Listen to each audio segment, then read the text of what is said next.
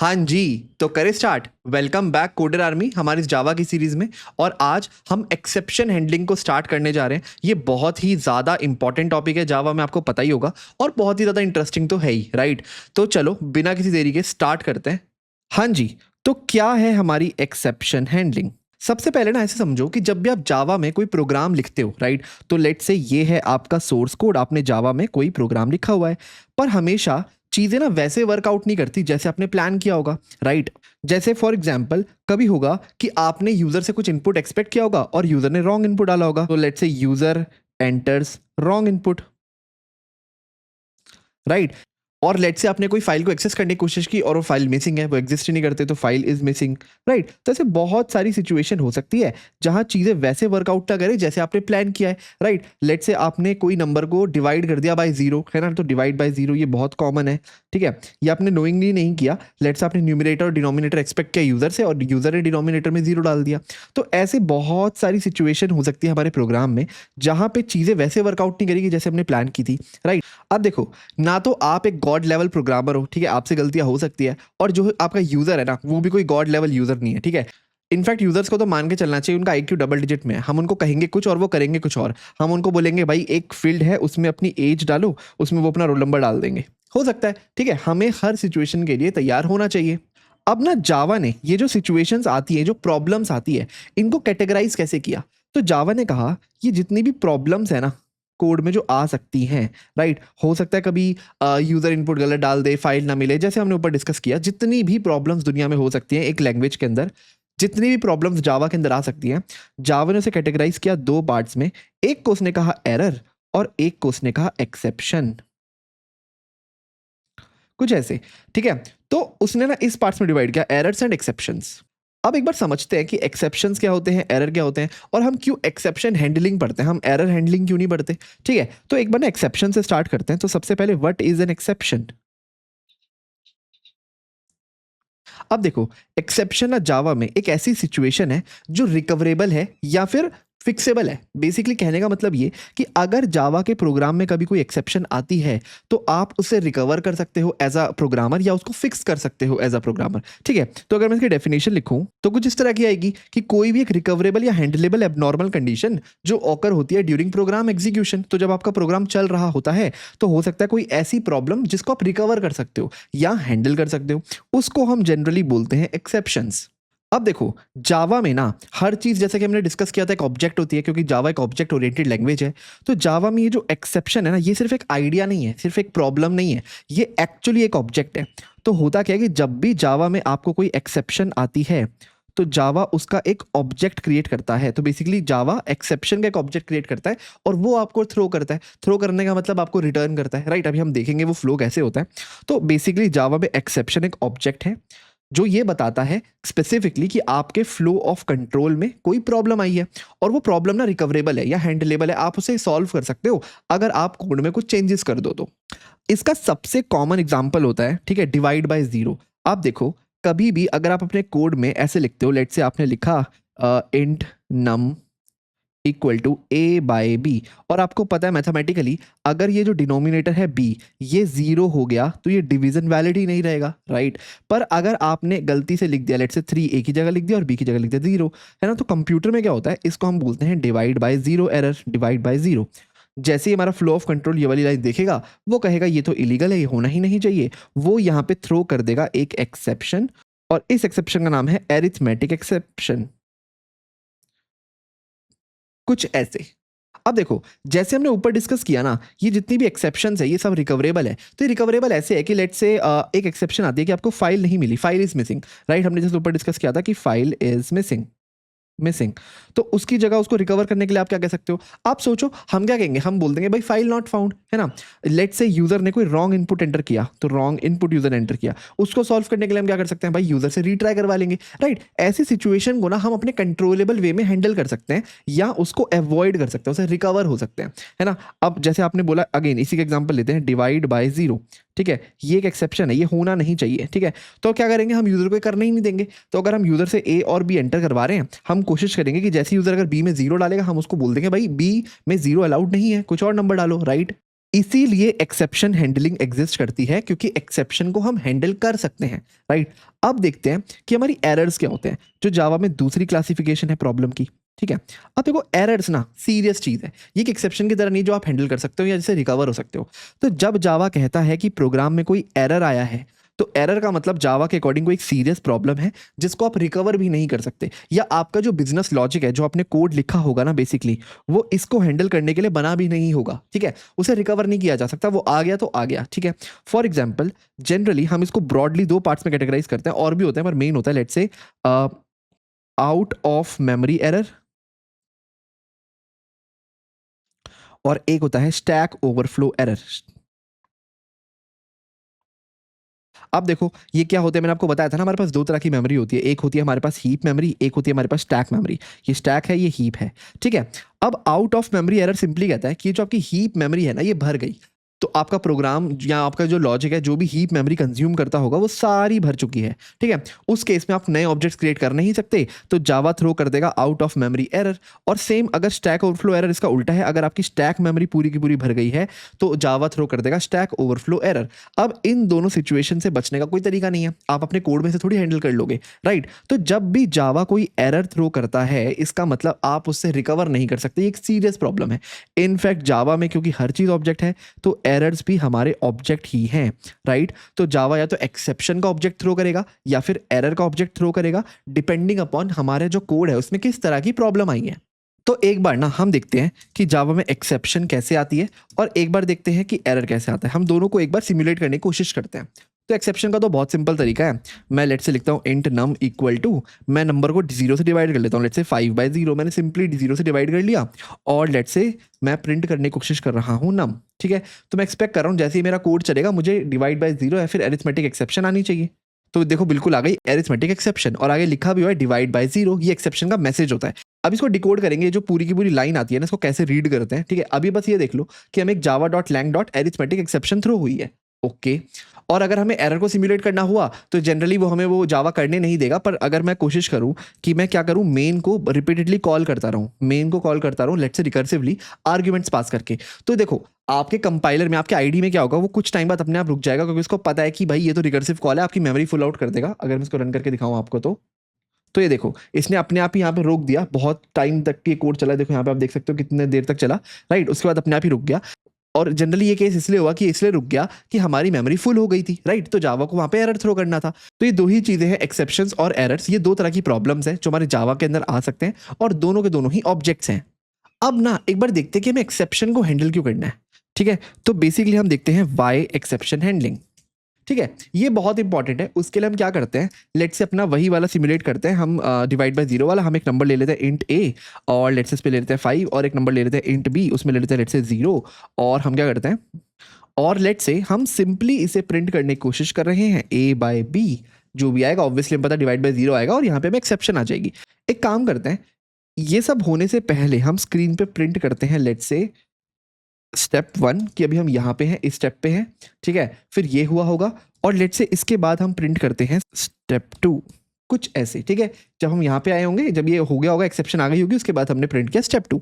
अब आपको क्या लगता है, क्या स्टेप 1 और स्टेप 2 दोनों प्रिंट होंगे? जब हमारी एक्सेप्शन आ जाएगी उसके बाद क्या स्टेप 2 वो प्रिंट होने देगी? एक बार देखते हैं इसको रन करके। ये देखो हमारा स्टेप 1 प्रिंट हुआ, उसके बाद आ गई हमें एक्सेप्शन, एरिथमेटिक एक्सेप्शन, और उसके बाद स्टेप 2 प्रिंट ही नहीं हुआ, राइट। तो इसका मतलब हम ये तो समझ सकते हैं कि जावा में जैसे ही हमें कोई एक्सेप्शन आती है, जैसे कि इस लाइन में आई हमें एक्सेप्शन, एरिथमेटिक एक्सेप्शन, जावा ने क्या किया, हमारे फ्लो ऑफ कंट्रोल को पूरी तरह डिसरप्ट कर दिया, रोक दिया, और हमारा पूरा का पूरा प्रोग्राम टर्मिनेट हो गया। उसके आगे जितनी भी स्टेटमेंट्स थी वो एग्जीक्यूट ही नहीं हुई, राइट। इसलिए एक्सेप्शन हैंडलिंग बहुत ज़्यादा इंपॉर्टेंट हो जाता है, क्योंकि आप सोचो अगर आप अपने कोड में एक्सेप्शन को हैंडल नहीं करोगे तो ऐसी सिचुएशन आ सकती है, आपका कोड चलना ही बंद हो जाएगा एक लाइन के बाद जहां एक्सेप्शन थ्रो होगी। तो हमें क्या करना पड़ेगा, एज अ प्रोग्रामर इसको हैंडल करना पड़ेगा, राइट। अब देखते हैं कि हमने देखा कि हमें हैंडल तो करना पड़ेगा, पर हम हैंडल करें कैसे, how to handle the exception, ठीक है। देखो एक तो हमें सिंपल सा तरीका पता है कि हम इफ एल्स स्टेटमेंट लगा सकते हैं, राइट। हम डिवाइड बाय 0 पे क्या कर रहे थे, हम ए बाय बी डिवाइड करने की कोशिश कर रहे थे और इसे प्रिंट कर रहे थे, कुछ ऐसे, ठीक है। बट इफ हम ये लाइन लिखने से पहले सिंपली लिख दे कुछ ऐसे कि इफ हमारा जो बी है वो इक्वल इक्वल है 0 के, तो हम उसको नहीं करेंगे, हम बस मैसेज प्रिंट कर देंगे let's say B can not be 0, कुछ ऐसे। और हम इस स्टेटमेंट को स्किप कर जाएंगे, नहीं तो एल्स अगर बी जीरो नहीं है तो ही हम ए बाई बी को होने देंगे, राइट। कुछ ऐसा कर सकते हैं, हमें पता है इफ एल्स से हम ये सब तो हैंडल कर ही लेंगे। अब देखो ये भी सही था, पर जनरली जावा क्या कहता है, जावा कहता है कि जब आपको एक्सेप्शन हैंडलिंग करनी है तो एक्सेप्शन हैंडलिंग का मतलब एक्सेप्शन हैंडलिंग,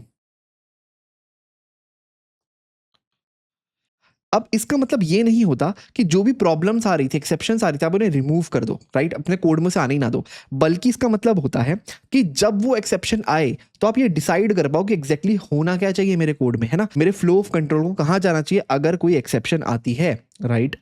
तो जैसे अभी हमने देखा कि अगर हम लिखते हैं if b is equal equal zero, तो आप कुछ मत करो, आप सिंपली स्क्रीन पे प्रिंट कर दो कि भाई b can not be zero, और हम इस सिचुएशन को पूरी तरह अवॉइड कर सकते हैं।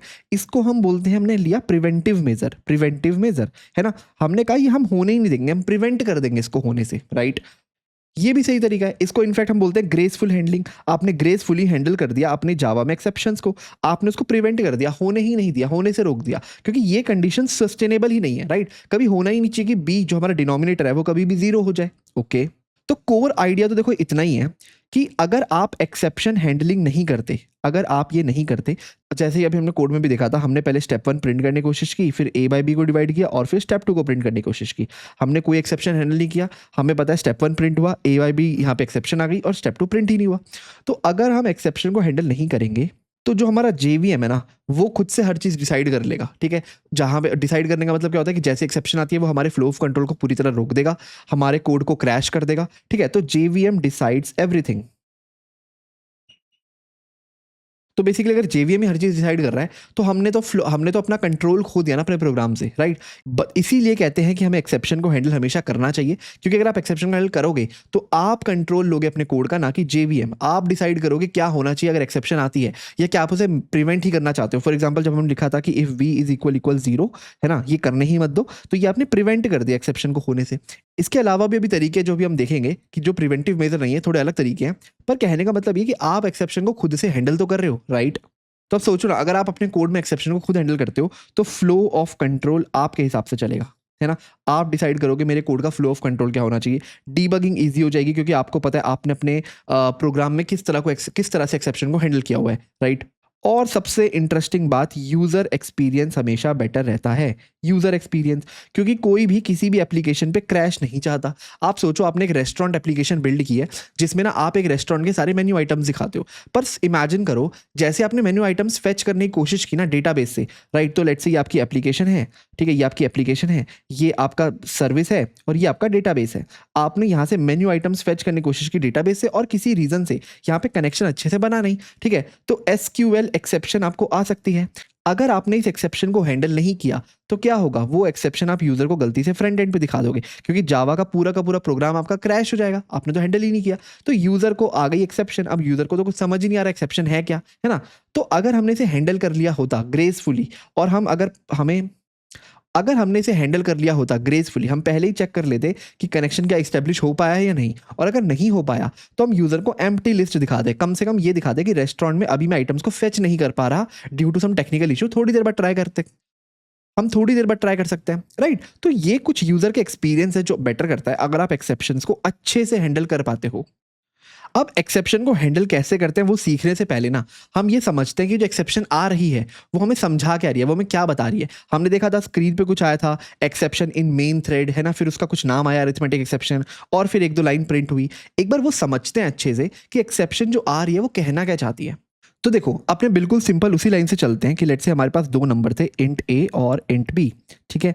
लेट्स से ए में स्टोर था 5, बी में स्टोर था 0, और हम प्रिंट करने की कोशिश कर रहे थे, हम लिख रहे थे system dot out dot print L, और यहाँ पे हम मेंशन कर रहे थे ए बाय बी, ठीक है। तो बेसिकली हमारा कोड कुछ इस तरह से लिखा हुआ था। अब आप सोचो क्या होता होगा इंटरनली जब हमारा फ्लो ऑफ कंट्रोल इस लाइन पे आता होगा। तो देखो फ्लो ऑफ कंट्रोल आया इस लाइन पे, एक वेरिएबल बनाया जिसमें उसने वैल्यू डाल दी 5, ये तो हमें पता है, हमने कई बार किया हुआ है कि ए एक वेरिएबल बनाया उसमें वैल्यू डाल दी 5, ऐसे ही फिर बी एक वेरिएबल बनाया जिसमें वैल्यू डाल दी 0। यहाँ तक बिल्कुल सब कुछ सही चल रहा है। पर जैसे ही हमारा फ्लो ऑफ कंट्रोल आया इस लाइन पे, वो कह रहा है कि आप कुछ प्रिंट करने की कोशिश कर रहे हो। क्या प्रिंट करने की कोशिश कर रहे हो, ए बाय बी, ए को बी से डिवाइड कर दो, ठीक है। तो जैसे इसने 5 को 0 से डिवाइड करने की कोशिश की, इसको पता लगा ये तो इलीगल है, इलीगल, अलाउड ही नहीं होना चाहिए।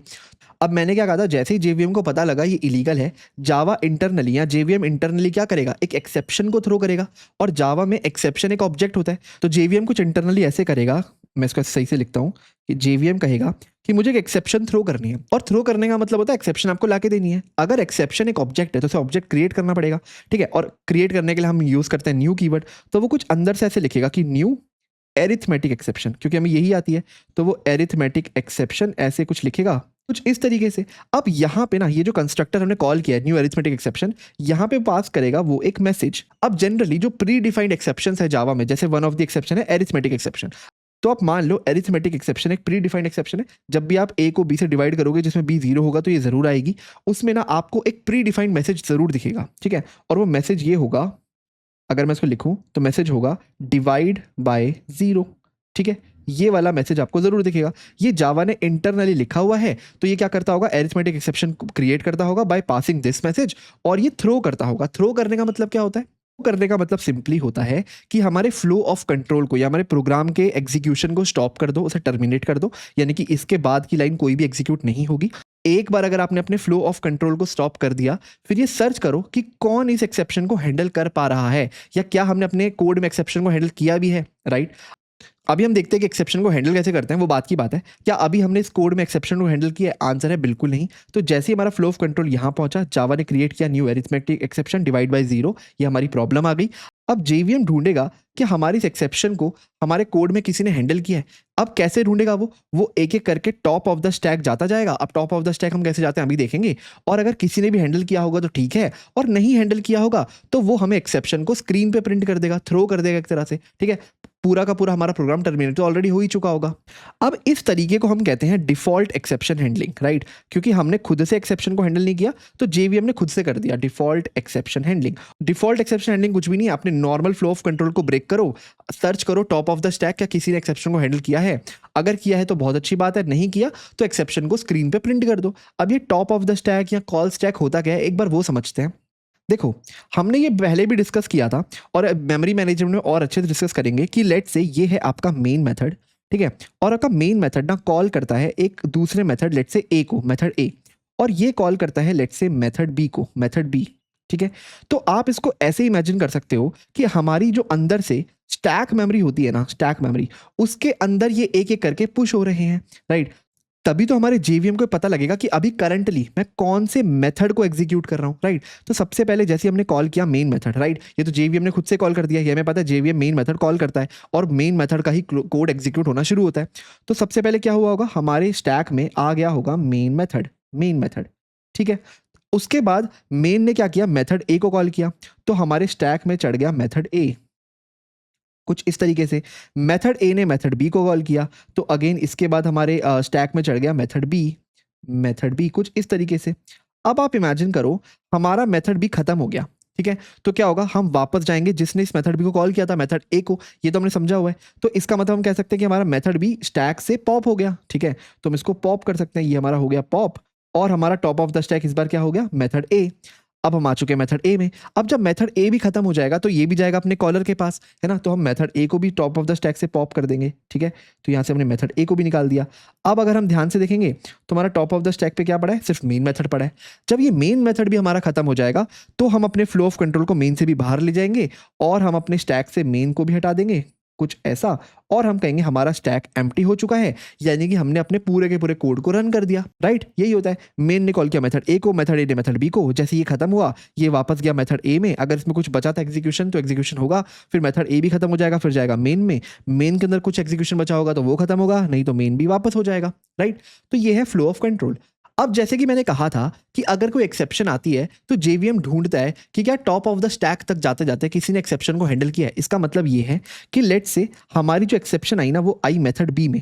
लेट से इस जगह मेथड बी के अंदर हमने ये ए बाय बी वाला कोड लिखा हुआ था जहाँ पे हम डिवाइड कर रहे थे 0 से, ठीक है। तो जेवीएम कैसे आया होगा, मेन से वो एंटर किया मेथड ए में, मेथड ए से आया मेथड बी में। तो यहाँ पे आपका समझ ही गए होगे, पहले आया मेन मेथड, फिर मेथड ए फिर ए मेथड, फिर लेट से मेथड बी, कुछ इस तरीके से।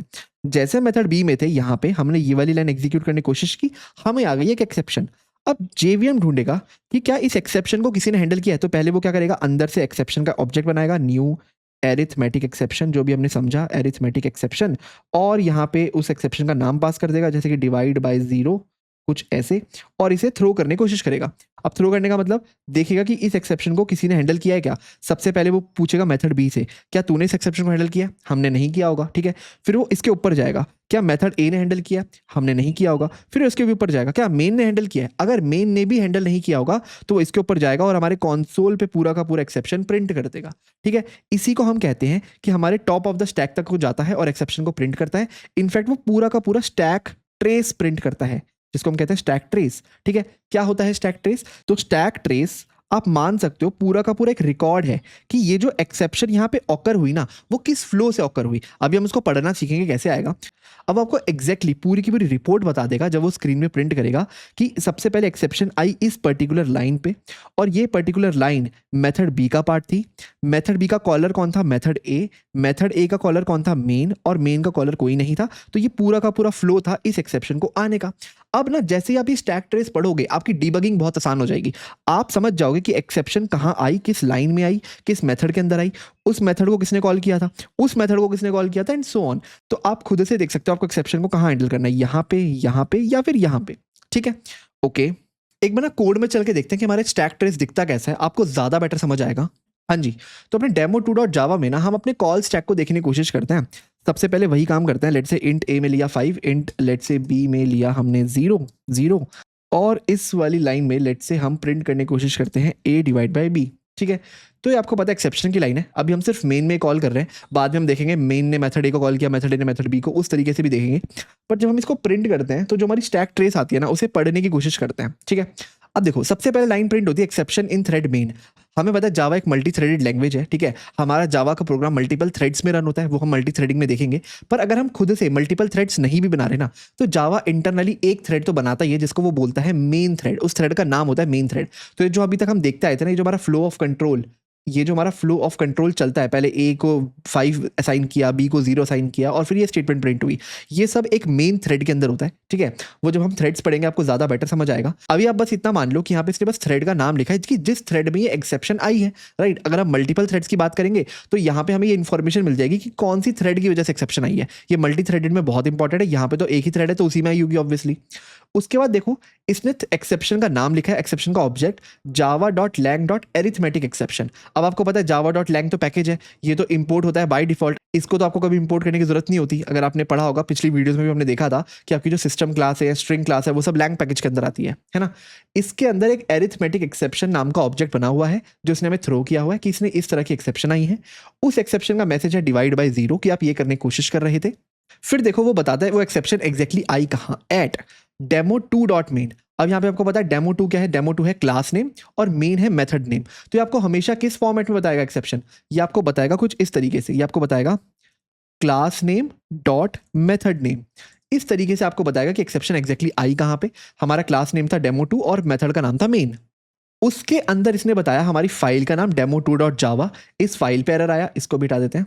हाँ, तो demo2.main मतलब class name demo2, main method था, फाइल का नाम था demo2.java और लाइन नंबर था 6। ये है लाइन नंबर। तो अब देखो हमारी एक्सेप्शन किस लाइन नंबर पे है, ये देखो यहाँ पे लिखा है 6। हमारी लाइन नंबर 6 में एक्सेप्शन थ्रो हुई, ठीक है। तो इसने आपको हर चीज बता दी जो भी आपको जानने की जरूरत है कि एक्सेप्शन एग्जैक्टली आई कहाँ, ताकि आप उस मोमेंट पे पिन पॉइंट कर सको कि भाई यहाँ पे एक्सेप्शन आई थी, मुझे इसे फिक्स करना है अगर आप इसको हैंडल करना चाहते हो बाद में, ठीक है। तो आई होप आप इसको रीड करना समझ गए होगी कि कैसे करते हैं। अब एक काम करते हैं, इसको थोड़ा सा कॉम्प्लिकेटेड बनाते हैं। लेट्स से हाँ, यहाँ पे हमने ए और बी लिया, हमने यहाँ पे कॉल किया मेथड ए को और ये ए कॉमा बी पास कर दिया कुछ इस तरीके से, ठीक है। अब एक काम करते हैं, एक अपना private static let's say void method A call करते हैं, मेथड ए जो इंट ए कॉमा इंट बी लेता होगा, ठीक है, और अंदर से कॉल करता होगा मेथड बी को कुछ ऐसे, वो भी इस ए कॉमा बी को पास कर देता होगा, ठीक है। अब ऐसे ही हम अपना मेथड बी भी बना लेते हैं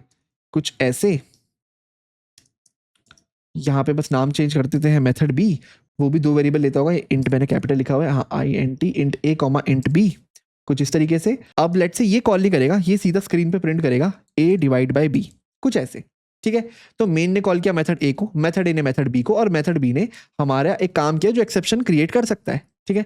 अब अगर हम स्क्रीन पे प्रिंट करें तो हमारा पूरा का पूरा कॉल स्टैक प्रिंट होगा। ये देखो, सबसे पहले again exception in thread main thread में एक्सेप्शन आई, किस टाइप की आई, एक्सेप्शन अरिथमेटिक एक्सेप्शन आई, मैसेज था डिवाइड बाय 0। और फिर देखो इसने एग्जैक्टली बताया ऐड कहाँ पे आई, demo2 dot method B, demo2 हमारी क्लास का नाम है, मेथड बी हमारे मेथड का नाम है, इस मेथड पे एक्सेप्शन आई, फाइल का नाम है demo2 डॉट जावा और लाइन नंबर है 13, ये देखो 13th, इस लाइन नंबर पे हमें एक्सेप्शन आई। अब इसके बाद जैसे इस एक्सेप्शन आई इस लाइन नंबर पे, इसने थ्रो किया होगा अरिथमेटिक एक्सेप्शन और सर्च किया होगा क्या इसी को किसी ने हैंडल किया। सबसे पहले हमारे जेवीएम ने मेथड बी को पूछा, हमने इसे हैंडल नहीं किया होगा। अब उसके बाद देखो वो गया एट demo2 डॉट मेथड ए, वो मेथड ए के पास गया, ठीक है, ये चेक करने की क्या इसने हैंडल किया है, बिल्कुल नहीं किया होगा, तो उसने वो भी प्रिंट कर दिया। मेथड ए कहाँ है, अगेन demo2 डॉट जावा में है, लाइन नंबर 10, लाइन नंबर 10 कौन सी है, जहां पे ये मेथड भी कॉल हुआ था, ठीक है। अब यहाँ पे भी क्योंकि हमने एक्सेप्शन को हैंडल नहीं किया तो जेवीएम जाएगा और ऊपर मेन पे, तो यहाँ पे लिखा भी हुआ एट demo2 डॉट मेन, तो पहले मेथड बी पे गया, फिर मेथड बी से ए पे गया, फिर मेन पे गया, और अगेन फिर फाइल का नाम लिखा है demo2 डॉट जावा और लाइन नंबर 6, लाइन नंबर 6 वो है जहां पे हमने मेथड ए को कॉल किया था। अब जब मेन ने भी हैंडल नहीं किया तो वो इससे भी बाहर आ गया और हमारा पूरा का पूरा स्टैक ट्रेस इसने प्रिंट करके रख दिया। तो ये हमारी पूरी की पूरी रिपोर्ट है जिसे हम देख सकते हैं कि हम इस एक्सेप्शन तक पहुंचे कहां से थे। एक्सेप्शन थी इस लाइन पे, जावा लाइन नंबर 13, इस लाइन पे एक्सेप्शन थी ये वाली। यहां तक हम पहुंचे कैसे, कुछ इस तरीके से, मेन से मेथड ए पे गए, मेथड ए से मेथड बी पे गए और मेथड बी पे हमें एक्सेप्शन आ गई, है ना। तो इसको हम कहते हैं स्टैक ट्रेस। जावा इसे प्रिंट करता ताकि एज अ प्रोग्रामर हमारी हेल्प हो जाए कि हम एग्जैक्टली पिन पॉइंट कर सके एक्सेप्शन कहाँ आई, और अगर हम उसे हैंडल करना चाहते हैं तो हम उसे हैंडल कर पाए। अब आप समझ ही गए होंगे कि जावा का डिफॉल्ट एक्सेप्शन हैंडलिंग का तरीका क्या है। जावा का डिफॉल्ट तरीका है यही, राइट। वो बस एक्सेप्शन को प्रिंट कर देगा, पूरे के पूरे स्टैक ट्रेस को प्रिंट कर देगा अगर आप उसे हैंडल नहीं करोगे। वो उसका ऑब्जेक्ट बनाएगा अरिथमेटिक एक्सेप्शन, उसका मैसेज देगा और पूरी की पूरी एक्सेप्शन का स्टैक ट्रेस प्रिंट कर देगा क्योंकि आपने उसे हैंडल ही नहीं किया होगा। पर हम नहीं चाहते डिफॉल्ट मेथड आए, हम चाहते हैं कि हम उसे खुद से हैंडल करें। तो देखते हैं अपने कोड में कि हम जावा में एक्सेप्शंस को खुद से कैसे हैंडल कर सकते हैं। तो अब देखते हैं जावा में हम एक्सेप्शन को हैंडल कैसे करते हैं। देखो सबसे पहले ना गोल समझते हैं, हमारा गोल क्या है। हमारा गोल ये है कि जब भी हमें कोई एक्सेप्शन आए ना, हम अपने पूरे के पूरे प्रोग्राम को क्रैश ना कर दें, हम अपने प्रोग्राम का जो फ्लो ऑफ कंट्रोल है उसे कैरी ऑन करें, उसको कंटिन्यू करें, राइट। तो बेसिकली मैं लिख सकता हूं यहाँ पे कुछ इस तरीके से कि जब भी एक्सेप्शन आए क्रैश मत करना, उसको हैंडल करना और कंटिन्यू करना हमारे फ्लो ऑफ कंट्रोल को। बहुत बढ़िया। तो जावा ना हमें इसके लिए एक स्पेशल सिंटेक्स देता है, उस सिंटेक्स को हम बोलते हैं try catch block, try catch, ठीक है। कई लैंग्वेजेस में कॉमन होता है, अगर आप सी प्लस प्लस बैकग्राउंड से आते हो वहाँ पे भी ट्राई कैच था, ठीक है। तो जावा का ट्राई कैच कुछ ज़्यादा अलग नहीं दिखता, मैं आपको बताता हूँ एग्जैक्टली होता क्या। आप सबसे पहले लिखते हो एक ब्लॉक, कोड ब्लॉक ट्राई, ठीक है। और जावा कहता है कि ट्राई में ना आप हर वो चीज़ लिखो जो रिस्की कोड है, जहाँ पे एक्सेप्शन आ सकती है, चांसेस एक्सेप्शन के आने के। फॉर एग्जाम्पल यहाँ पे मैंने लिखा इंट ए, कोई नंबर ले लिया लेट्स से 5, इंट बी कोई नंबर ले लिया लेट्स से 0, और यहाँ पे मैंने प्रिंट किया a बाय b। अब मुझे पता है इस कोड में एक्सेप्शन आने के पूरे पूरे चांस हैं। अब देखो आपके मन में क्वेश्चन आ रहा होगा कि आपने कहा कि जो कोड रिस्की है जिसमें एक्सेप्शन आ सकती है उसको डालो ट्राई ब्लॉक में, पर यहाँ तो हम 100% श्योर एक्सेप्शन आएगी। आप ए को बी से डिवाइड कर रहे हो जहाँ पे बी ऑलरेडी 0 है ना। तो यहाँ पे हम श्योर है ना, हम यहाँ पे ट्राई थोड़ी कर रहे हैं कि एक्सेप्शन आ जाए।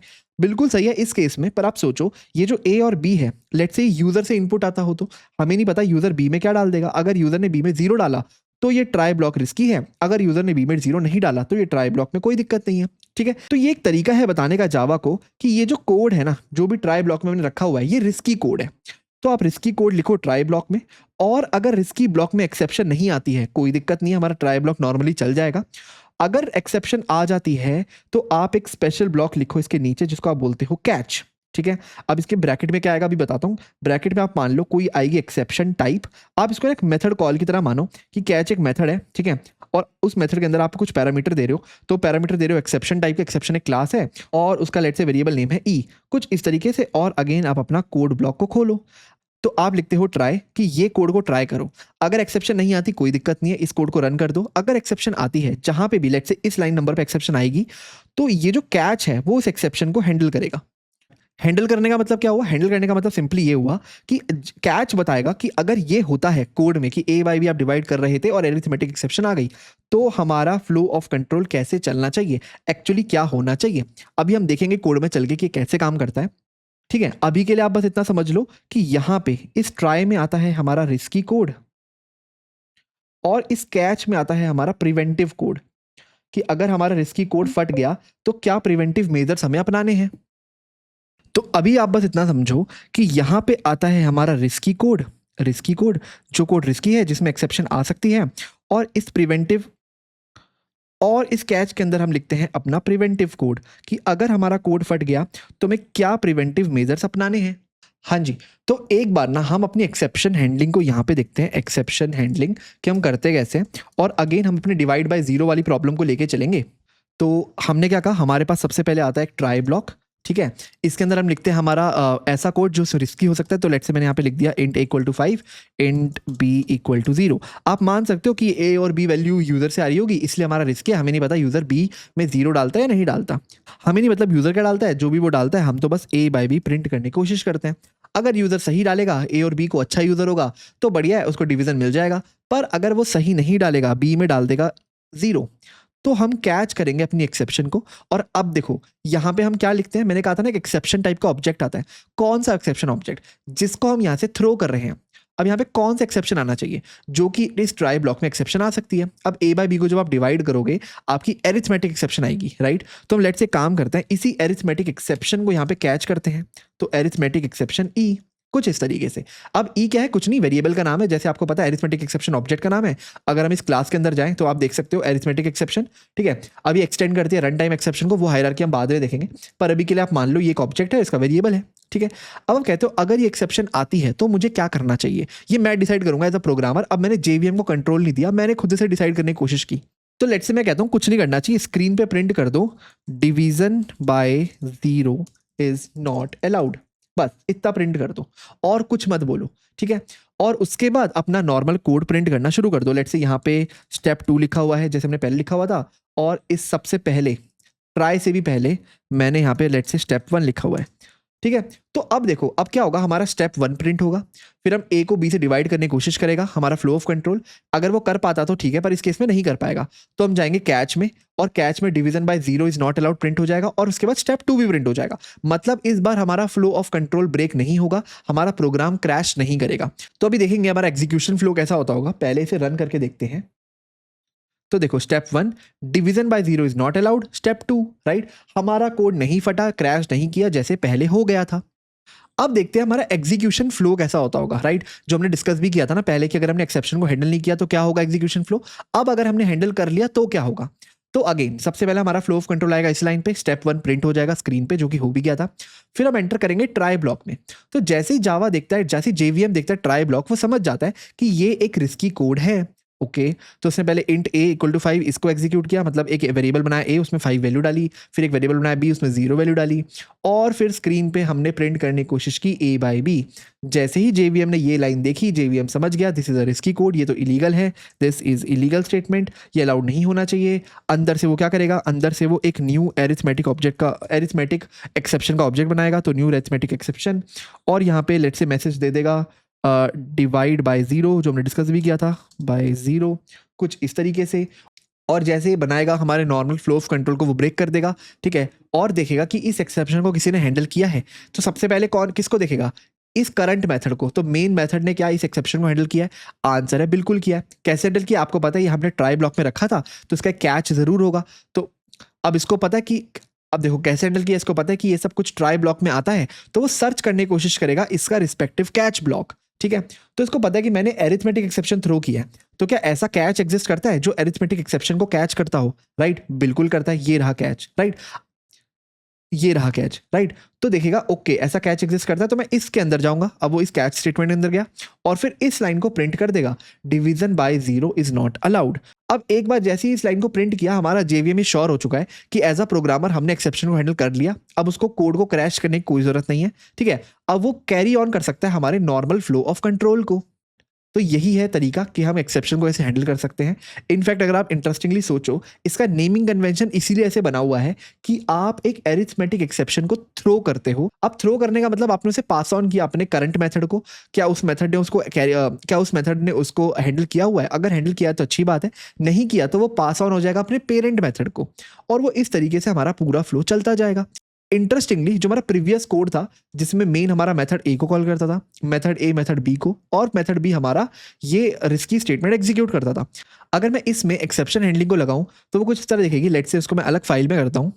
तो लेट्स से यहाँ पे मैं लिखता हूँ exception handling in chain of methods, कुछ ऐसे, ठीक है। तो एक काम करते हैं, अपना डेमो 2.java से ये सब कॉल कर लेते हैं, दोनों मेथड एक मतलब कॉपी कर लेते हैं, कुछ ऐसे, ठीक है। ये था हमारा पूरा का पूरा कोड। तो देखो, अब मैंने क्या किया था, ये हमारा रिस्की कोड था जो पहले इस वाले डेमो 3 में मेन में लिखा हुआ था यहाँ पे, और हमने उसको ट्राई के अंदर डाल दिया था। तो मैं कह रहा हूँ एज अ कॉलर या तो मैं इसको ट्राई के अंदर डाल सकता हूँ, ठीक है। तो बेसिकली मैं पहले लिखूँ ट्राई और यहाँ पे लिखूँ ये वाली स्टेटमेंट, और फिर यहाँ पे लिख दूँ एक कैच ब्लॉक। तो यहाँ पे मैं कैच क्या कर रहा हूँ, एरिथमेटिक एक्सेप्शन ई को कैच कर रहा हूँ, और लेट्स से स्क्रीन पे वही प्रिंट कर देता हूँ, कुछ ऐसे, ठीक है। तो या तो मैं ये तरीका अपना सकता हूँ, और यहाँ पे मुझे क्या करना था, बस अपने लेट्स से मेथड ए को कॉल करना था, मेथड ए को 2 वैल्यू देके तो मैं इसको 5,0 दे दिया, कुछ ऐसे, ठीक है। तो अभी भी हमारी एक्सेप्शन हैंडल हो जाएगी, स्क्रीन पे बस आ जाएगा division by 0 is not allowed. अगर मैं इसको प्रिंट करूंगा तो बिल्कुल division by 0 is not allowed. हुआ क्या होगा, मेन ने कॉल किया होगा मेथड ए को, मेथड ए ने मेथड बी को, और फ्लो ऑफ कंट्रोल जो मेथड बी पे आएगा हम एग्जीक्यूट करेंगे ये वाली लाइन, ये इलीगल है, एरिथमेटिक एक्सेप्शन का ऑब्जेक्ट बनेगा अंदर से। जेवीएम देखेगा क्या करंट मेथड उसको हैंडल कर रहा है, बिल्कुल कर रहा है, हमने कैच लिखा हुआ है, तो स्क्रीन पे ये प्रिंट हो जाएगा और हमारा नॉर्मल फ्लो ऑफ कंट्रोल चलने लगेगा। नॉर्मल क्या है, इसके आगे कुछ नहीं लिखा, तो मेथड बी से वापस कॉल जाएगी मेथड ए पे, यहाँ पे कुछ नहीं लिखा तो वापस जाएगी मेन पे, मेन भी खत्म हो गया तो हमारा फ्लो ऑफ कंट्रोल भी खत्म हो जाएगा, कोई एक्सेप्शन थ्रो नहीं करेंगे हम, राइट। अब आप सोचो, मैं नहीं चाहता कि मैं इसको मेथड बी में हैंडल करूं, ठीक है, तो मैं ये सब लिखना नहीं चाहता, ये सब ओके कोई बात नहीं, आप इसको ऐसे ही रहने दो, आप इस एक्सेप्शन को मेथड ए में हैंडल कर लो। अब मैं क्या करूंगा, ये पूरा का पूरा मेथड रिस्की है, राइट। जैसे ही कोई मेथड बी कॉल करेगा वहां पे एक्सेप्शन आने के चांस होंगे, और मेथड बी कॉल कौन कर रहा है, मेथड ए कॉल कर रहा है, तो मैं मेथड ए के कोड को ट्राई के अंदर डाल दूंगा। तो मैं ऐसा करूंगा कि मैं लिखूंगा ट्राई, यहाँ पे कॉल करो मेथड बी, और लेट से इधर कैच कर लो let say arithmetic exception, let say arithmetic exception e, कुछ ऐसे, और यहां पे अपना स्टेटमेंट कॉल कर लो, let's say division by 0 is not allowed, कुछ ऐसे। मैं ये भी कर सकता हूं, अब भी सेम सिनेरियो होगा, देखो division by 0 is not allowed, ठीक है।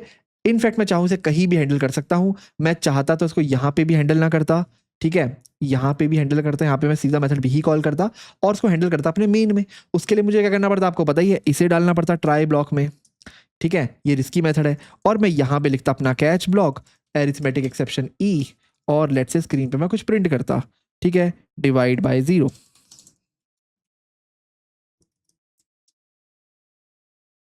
कुछ इस तरीके से।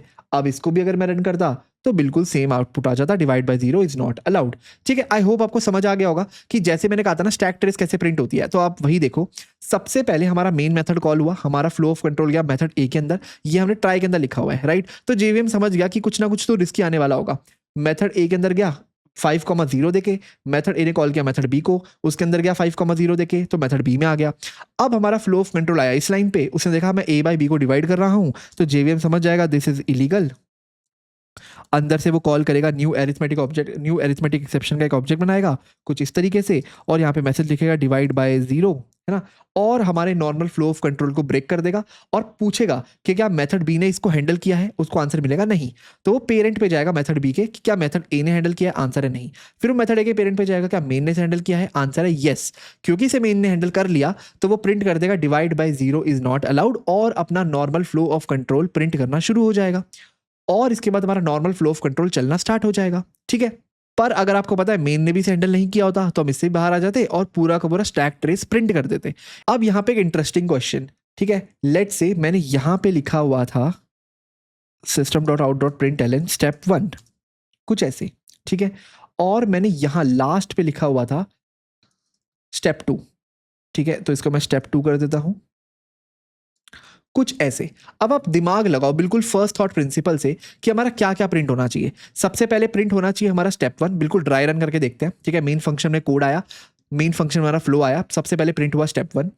अब जैसे ही हमने यहाँ पे ट्राई ब्लॉक लिखा हुआ है, हमने कॉल किया मेथड ए को, तो यहाँ से हमारा फ्लो ऑफ कंट्रोल गया मेथड ए पे, ठीक है, 5,0 लेकर के।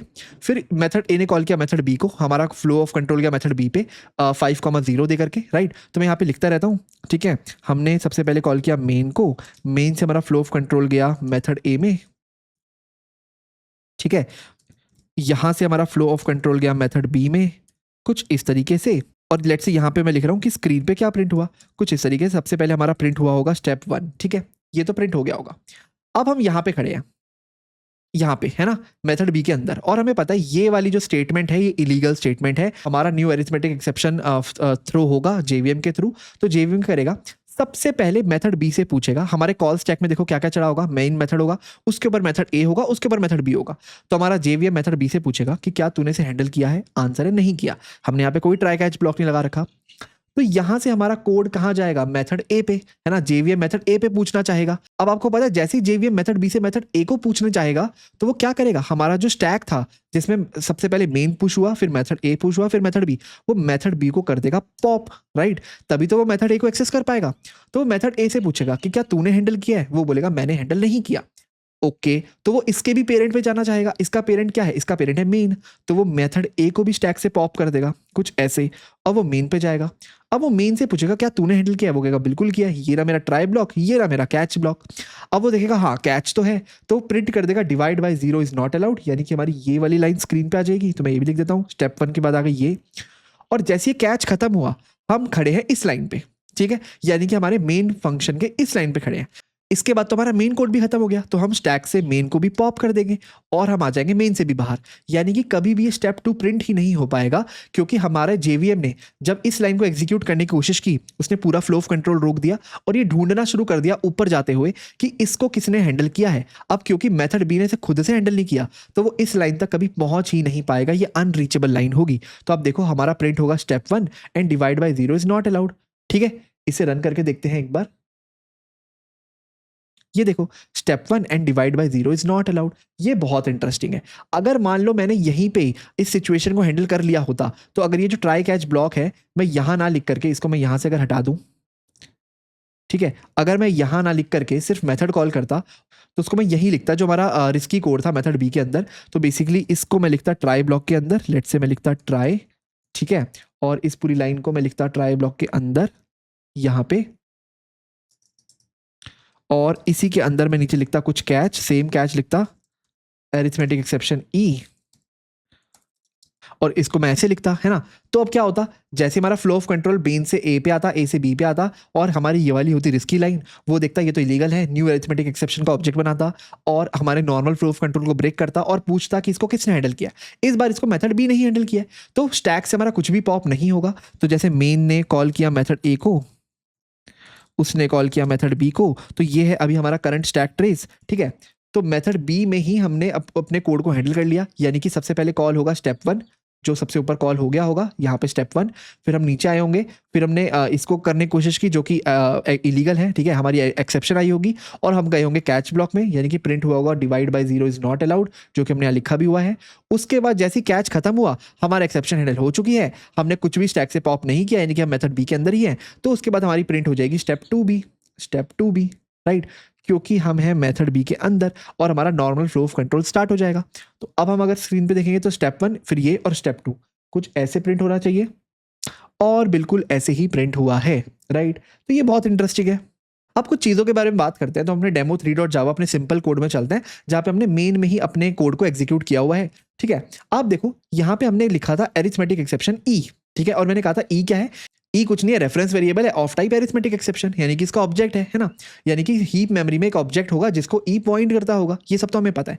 और हम स्क्रीन पे प्रिंट करें division by zero is not allowed, पर हम इस ई को तो यूज ही नहीं कर रहे, हम इस ई को भी तो यूज कर सकते हैं। इस ई के अंदर एक्चुअली होता क्या होगा, तो आप सोचो, जब यहाँ पे एक्सेप्शन आई तो हमने क्या थ्रो किया, अरिथमेटिक एक्सेप्शन थ्रो किया, और कंस्ट्रक्टर में पास किया डिवाइड बाय जीरो, ठीक है।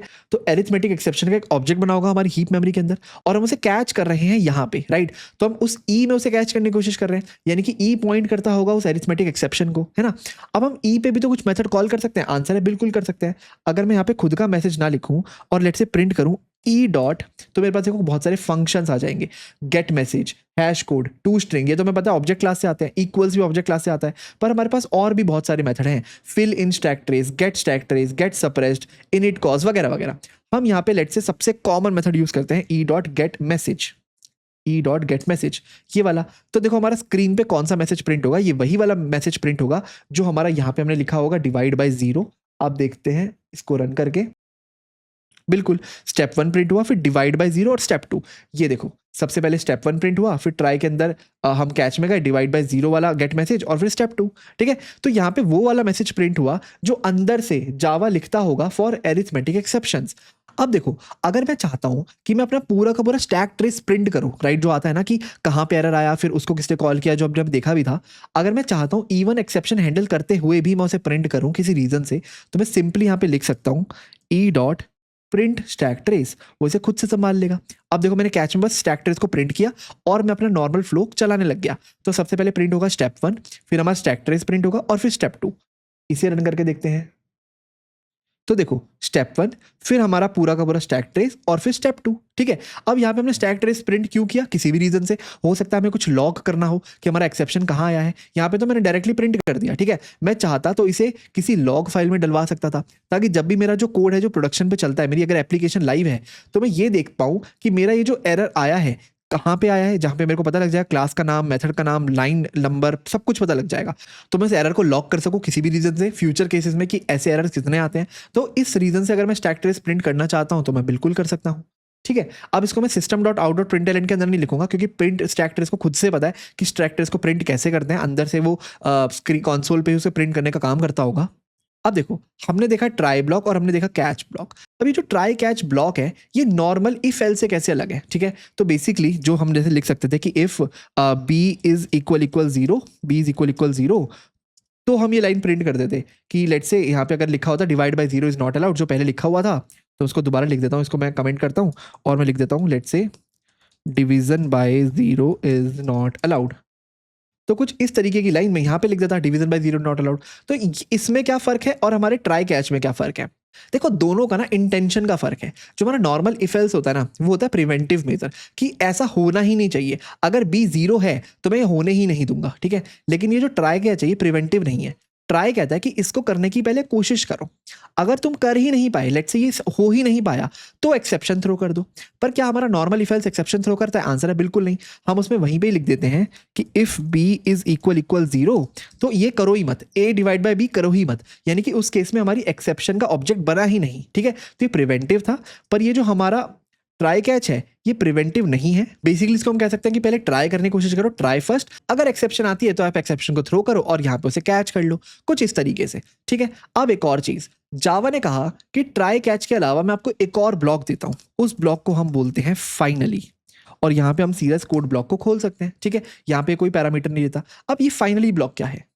अब फाइनली ब्लॉक देखो, बहुत सिंपल चीज कहता है कि चाहे एक्सेप्शन आए या चाहे एक्सेप्शन ना आए, मैं तो एग्जीक्यूट होऊंगा ही होऊंगा, ठीक है? तो मैं यहाँ पे लिख सकता हूँ दिस ऑलवेज रन्स।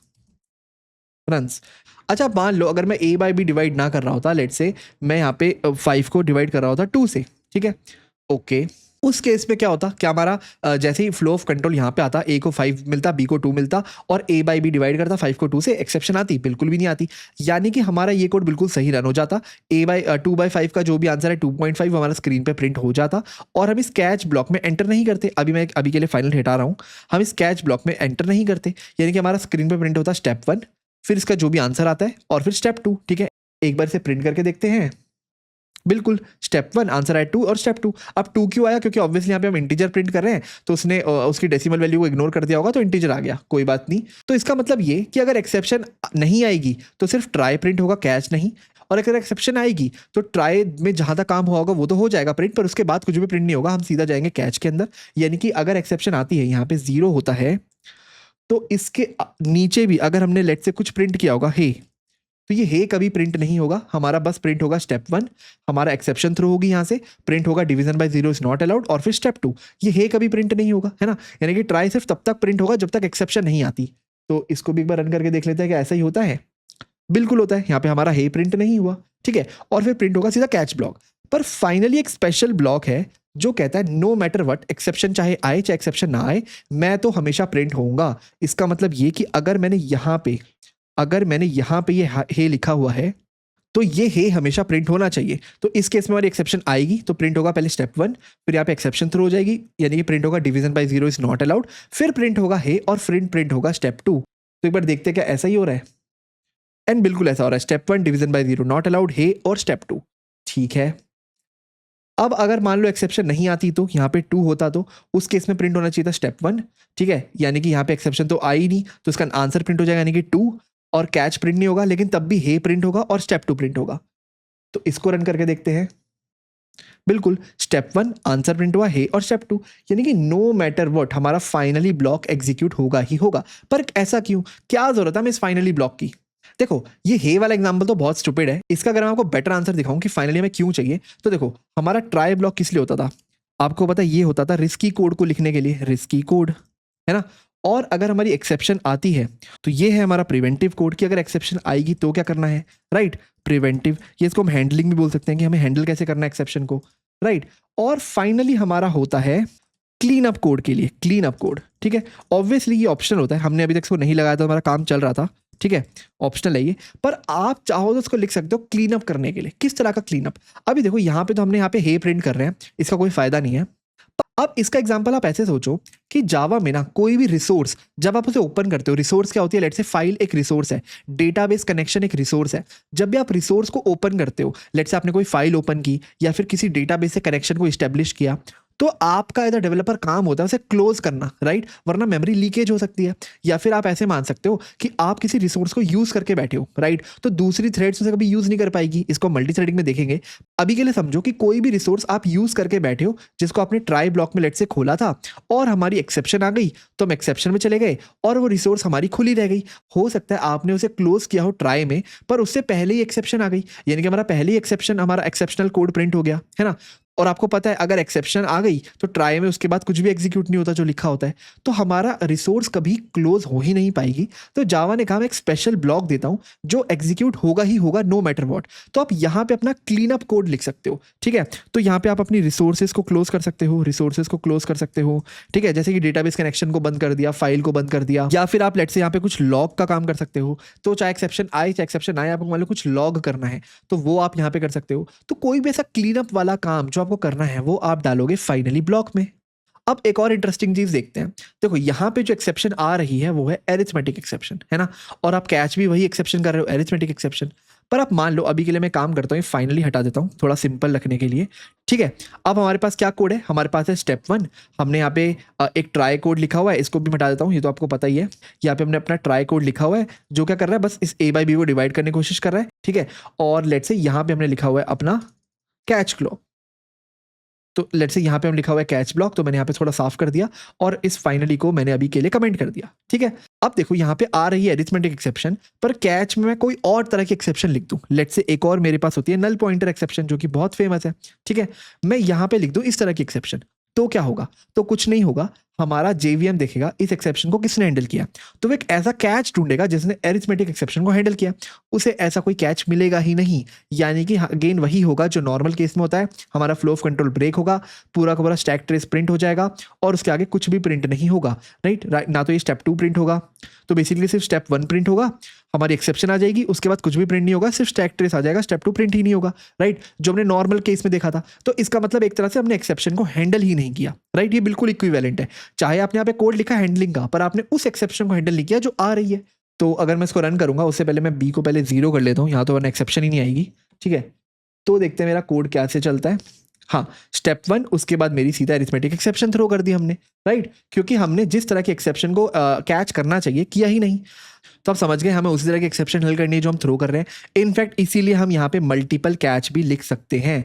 तो आपने एक कैच लिखा, उसके बाद आप यहाँ पे दूसरा कैच लिख सकते हो और लेट्स से यहाँ पे आप लिख दो अरिथमेटिक एक्सेप्शन, कुछ ऐसे, ठीक है। तो यहाँ पे लेट्स से मैं नल पॉइंटर एक्सेप्शन हैंडल कर रहा हूँ, यहाँ पे मैं अरिथमेटिक एक्सेप्शन हैंडल कर रहा हूँ। तो मैं अपने जावा के कोड को बोल रहा हूँ किसी भी तरह की एक्सेप्शन आ जाए, चाहे वो नल पॉइंटर हो चाहे अरिथमेटिक हो, इन दोनों में से अगर कुछ भी आई तो मैं हैंडल कर लूंगा। नल पॉइंटर पे लेट्स से यहाँ पे मैं लिख दूंगा नो नल्स अलाउड, कुछ भी मैं ऐसे रैंडम चीज लिख रहा हूँ, नो नल्स अलाउड, ठीक है। अगर नल पॉइंटर आती है जो कि ऊपर नहीं आ रही है, ऊपर आ रही है अरिथमेटिक एक्सेप्शन, अगर वो आती है तो मैं यहाँ पे इसको हैंडल कर लूंगा। तो आप मल्टीपल कैच भी लिख सकते हो, आपका कोड बिल्कुल वैसे ही चलेगा जैसे पहले चल रहा था, ठीक है। अब देखो इंटरेस्टिंगली मैंने कहा था फाइनली ऑप्शनल है, कैच भी आपका ऑप्शनल है, ठीक है। तो अगर मैं इस वाले कैच को हटा दूं जो हमने एक्स्ट्रा लिखा था, ठीक है, और अपने फाइनली ब्लॉक को वापस से ले आऊं, ठीक है, और यहाँ पे सब चीज़ें हटा देता हूँ, ठीक है। तो आप देखो अगर मैंने यहाँ पे कैच भी हटा दिया तो भी मेरा कोई कंपाइलर एरर नहीं आएगा। मैंने बस लिखा हुआ है ट्राई और फाइनली। बस अब आपको याद रखना पड़ेगा, अगर अब आपको कोई एक्सेप्शन आती है तो कोई कैच होगा ही नहीं, तो कोई कैच ब्लॉक होगा ही नहीं उसको हैंडल करने के लिए, यानी कि आपका कोड नॉर्मली फटेगा ही फटेगा। तो क्या मेरा फाइनली कोड एग्जीक्यूट होगा? That is the question. मैंने कहा फाइनली हमेशा एग्जीक्यूट होता है। इसको हम ध्यान से देखेंगे एक बार डीपली कि कब कब होता है, पर अभी इसके लिए चला के देखते हैं। तो एग्जैक्टली अभी भी ये कॉल हुआ, तो सबसे पहले हमारा कॉल हुआ स्टेप 1। फिर देखो यहाँ पे हमारे को एक्सेप्शन आ गई, ठीक है। तो देखिए अंदर से जेवीएम ने अरिथमेटिक एक्सेप्शन का ऑब्जेक्ट बनाया होगा, हमारे फ्लो ऑफ कंट्रोल को बिल्कुल रोक दिया होगा, राइट। उस केस में भी फाइनली तो एग्जीक्यूट होगा ही होगा। तो देखो एक्सेप्शन आने से पहले भी हमारा स्टेप 1 के बाद प्रिंट हुआ हे, यानी कि फाइनली का कोड एग्जीक्यूट हुआ, और तब जाकर के जावा ने एक्सेप्शन को थ्रो किया, ठीक है, जिसको किसी ने हैंडल नहीं किया क्योंकि कोई कैच ब्लॉक था नहीं। तो अब याद रखना हर केस में फाइनली एग्जीक्यूट होगा।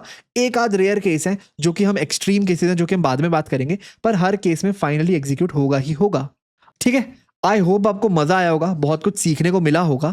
इस वीडियो में इतना ही। हम नेक्स्ट वीडियो में इसके और डेप्थ में जाएंगे।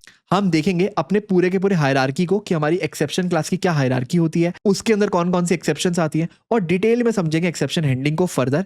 आपसे मिलते हैं नेक्स्ट वीडियो में, तब तक के लिए थैंक यू सो मच।